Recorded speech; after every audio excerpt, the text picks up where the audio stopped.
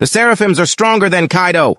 After the anime released a snippet of what the Seraphim are capable of, today I thought it would be cool to analyze and see where exactly the Seraphim as a whole stack up in comparison to other big powers in the verse like the Yonko commanders, admirals, Yonkos, etc. Are they just pacifisto bums, or are these guys unironically a force to be reckoned with that's going to solo the verse? For this video, I'm going to be analyzing firstly what they should all be capable of, and then go over individual feats. Unfortunately, as the time of recording this video, the only members I can scale are S-Hawk, S-Snake, S-Shark, and S-Bear, since they are the only ones who actually do anything in Egghead, meaning S-Croc, S-Flamingo, and S-Moria will not be talked about in this video since they don't do anything, but let's say S-Croc goes on to one-shot Mihawk and S-Flamingo is pressing Gear 5 Luffy, then you know what, I'll make a part 2 How Strong is Seraphim video going over these three specific. But with that aside, this is how strong the Seraphim are, and enjoy fatties.